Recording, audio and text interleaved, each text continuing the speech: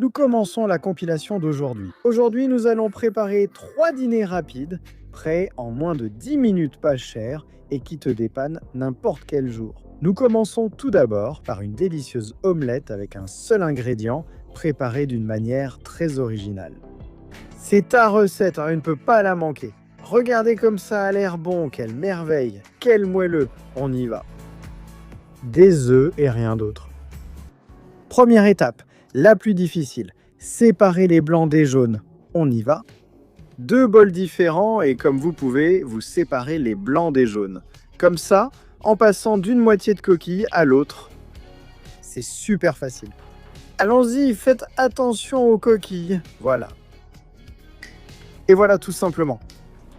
Combien d'œufs? Eh bien, ça dépend de ta faim, mais pour une poêle d'environ 20, 21, 22 cm 4 œufs. Vous pouvez la faire plus petite, avec 2 œufs, une poêle individuelle, et c'est parti. Voilà. Eh bien, j'ai déjà mon dernier jaune séparé de mon dernier blanc. Les voilà et les voilà. Donc, première étape réussie, on continue. Recommendation. Nous allons utiliser un grand bol. Pourquoi? Parce que nous allons monter les blancs en neige. Elles vont tellement gonfler qu'avec un petit bol, ça débordera. Bol, saladier, écuelle, peu importe le nom, mais il doit être grand. Étape suivante, on prend les blancs et on va les monter en neige. Voilà, avec un batteur électrique, c'est super facile. Ça nous prendra quelques minutes avec ces doubles, peut-être 3 avec un fouet simple s'il n'est pas double. Bon, un peu de temps s'est écoulé, vous voyez, ça commence à prendre de la consistance.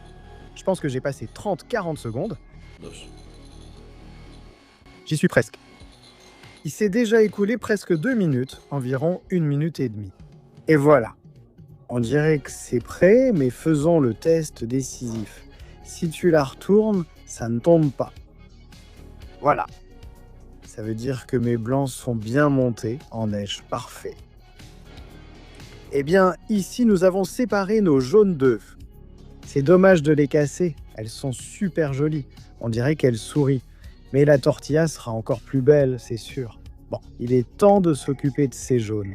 C'est le moment d'ajouter une pincée de sel, si tu veux. On bat jusqu'à obtenir une crème épaisse et ça va être délicieux. En plus du sel qui est facultatif. Si vous voulez, vous pouvez ajouter du poivre noir fraîchement moulu. C'est super bon. Du paprika pour une touche épicée, c'est super bon aussi. Et si vous avez vraiment envie que ce soit bien épicé, ajoutez un petit piment haché. Ça rend vraiment bien. Voilà, ma crème est déjà prête. Vous voyez, la couleur a un peu changé, la teinte est plus claire, c'est bien battu, super crémeux, comme une purée de fruits. La voilà pour que tu puisses la voir, c'est comme ça qu'elle doit être, super crémeuse. On revient avec les blancs et on va incorporer ces jaunes. Comment va-t-on faire petit à petit? Voilà, c'est la première chose. Des mouvements doux et enveloppants pour ne pas faire retomber la préparation. Et que cette merveille reste bien montée. Alors petit à petit, on y va doucement, toujours en rond, toujours avec des mouvements enveloppants, jusqu'à ce que le jaune d'œuf soit à peu près bien incorporé au blanc. Ainsi, une fois que c'est fait, on en rajoute un peu plus, et ainsi de suite. Environ 3 ou 4 ajouts différents. Celle-ci est déjà prête. Là, un peu plus d'œuf. Je pense que comme ça, c'est bien. Nous continuerons avec les mouvements enveloppants. Regardez comment ça s'intègre. Regardez la texture crémeuse et regardez l'omelette que nous allons faire avec ce mélange super aérien. On dirait un nuage. Si vous voulez ajouter plus d'ingrédients à cette omelette, le soufflet retombera. Je vous recommande d'attendre et à la dernière minute de les mettre dessus quand c'est encore chaud. Et c'est fantastique. Fromage fondu, un peu de jambon, avocat, ce que vous voulez. Avant de mettre sur le feu, je vous recommande de badigeonner un peu avec du beurre ou de l'huile d'olive. Dans mon cas, de l'huile d'olive, car je pense que ça va mieux avec votre poêle. Même si elle est anti-adhésive, ça aidera à ce que l'omelette ne colle pas. Ce n'est pas obligatoire, ce n'est pas indispensable, mais c'est utile. Juste une petite goutte là. Et ensuite, avec un essuie-tout, un chiffon, un papier absorbant ou, avec un pinceau, on l'étale bien. Dans ce cas, au fond et aussi sur les parois. Pourquoi ? Parce que c'est une omelette très épaisse. Et on ne veut pas qu'elle colle sur les côtés non plus. Voilà, ça nous a pris très peu de temps et on s'assure du résultat. Alors, on commence avec la phase à la poêle. Poêle sur le feu, feu moyen. On ajoute tout le mélange, hein, vous voyez, il y en a beaucoup. Je crois que cette poêle fait 22 cm. Si la poêle fait 20 cm, ça marche aussi, 22 ou 22. C'est à peu près l'idée. Nous allons étaler le mélange sur toute la base de la poêle en faisant attention de ne pas l'écraser. Et à feu moyen, 5 petites minutes à couvert. Voilà. Nous allons attendre 5 minutes et une fois le temps écoulé, on soulève. On jette un coup d'œil pour voir que le dessous a déjà changé de couleur. Et l'œuf est déjà prêt. Et maintenant, il suffit simplement de chercher à la plier sur elle-même. Je vais la décoller comme ça. Je vais m'aider d'une autre spatule de cuisine. On soulève à peu près au milieu et on plie. Voilà. Allez, fantastique. On appuie ici et on va sceller le bord. Avec la chaleur des parois de notre poêle. On va la soulever un peu comme ça pour qu'elle se ferme de ce côté. Elle va cuire et ensuite on fera pareil de l'autre côté. Pour que les deux côtés soient cuits de la même façon. Et que l'extérieur soit bien fermé. Et c'est tout. À table. Regardez cette omelette soufflée fantastique. Je vais ajouter une touche de persil, même si je vous ai déjà dit que vous pouvez y mettre presque tout ce que vous voulez. Voilà. Je vais aussi couper une part pour que vous puissiez voir l'intérieur. Super moelleux. Et super fondant. Voilà. Omelette soufflée préparée avec un seul ingrédient. Super saine, super moelleuse et super bonne. Rissera, qui dit mieux ? Deuxièmement, il n'y a que 3 ingrédients et ton dîner est prêt en un rien de temps. Excellent. Tu n'as aucune idée de quoi faire pour le dîner. Eh bien voilà, les ingrédients. Des pommes de terre, une pomme de terre suffit. Nous aurons aussi besoin de farine. Une cuillère à soupe de farine. Et du fromage, une tasse. Une bonne poignée de fromage qui fond bien. Dans ce cas, de la mozzarella. Première étape de cette super recette, les pommes de terre. Une pomme de terre par personne suffit. Nous allons les éplucher. Comme vous pouvez le voir, elles sont de taille moyenne. Ce ne sont pas non plus de ces patates géantes. Il suffit simplement de l'éplucher, puis de bien la nettoyer et la laver. Et avec le même éplucheur à pommes de terre ou avec un petit couteau fin, on va la couper en fines tranches comme ça. On a besoin que la tranche soit super fine. Et voilà! Avec un éplucheur à pommes de terre, ça va très vite. Une mandoline fonctionne aussi. Ce serait la manière la plus classique de faire cette coupe. Attention, avec une mandoline, il faut vraiment faire attention aux doigts. Je me suis déjà fait une grosse coupure. Il faut qu'elle soit aussi fine. Voilà, je l'ai maintenant complètement découpée en fines lamelles. C'est le moment d'ajouter une cuillère à soupe de farine. Voilà. Maintenant, il faut y mettre les mains et bien tout mélanger. Il faut que toute la pomme de terre soit bien imprégnée de cette farine. Ça vous prendra 30 secondes et si vous aviez choisi un saladier plus grand que le mien, en 10 secondes, ce serait prêt et rien ne serait tombé à côté. Bon, c'est prêt. On passe à la poêle. Un peu d'huile d'olive, juste un filet. N'en mettez qu'un peu, juste de quoi imbiber le fond de la poêle. On va bien l'étaler avec une cuillère en bois ou avec un pinceau, comme je le fais. Voilà, c'est bon. Et maintenant, on va verser toute cette pomme de terre dans la poêle. On allume le feu, feu moyen. Et on répartit bien sur toute la surface de la poêle. Voilà, petit à petit. Prenez votre temps, ça va prendre encore 30 secondes maximum. Il faut que ça couvre toute la base de la poêle. C'est important. Là, je l'ai. Nous allons attendre 5 minutes. La pomme de terre va commencer à suer et sa couleur aura changé. Et donc, on la retourne. Et nous allons aussi cuire de l'autre côté. Voilà. Très bien, ça se passe super bien. Et même si ça ne paraît pas, on a presque fini. Vous voyez bien que la pomme de terre est en train de cuire parce qu'il y a des parties qui deviennent transparentes et la couleur a changé pour un joli doré. C'est le moment du fromage. On va utiliser un fromage qui fond bien. Dans mon cas, une mozzarella. Voilà. Et on va mettre une bonne portion de fromage sur une des moitiés de notre pomme de terre qui est en train de cuire à la poêle. Seulement sur la moitié. Et avec l'autre moitié, on va couvrir. Je vous rappelle que ça fait déjà environ 5 minutes de ce côté. Donc on couvre. Donc les tranches retombent sur le dessus. Et elles enferment cette merveille de fromage à l'intérieur. Voilà. Petit à petit. Vous savez déjà que je suis maladroit, donc si j'y arrive, vous devriez y arriver les doigts dans le nez. Allez, on referme par le dessus. J'y suis presque. Après, il ne restera qu'à cuisiner. Jusqu'à ce qu'il soit bien doré des deux côtés. Je l'ai là. Je vais attendre un peu, en vérifiant de temps en temps que ça ne brûle pas. Et dès que je pense que c'est prêt, je le retournerai.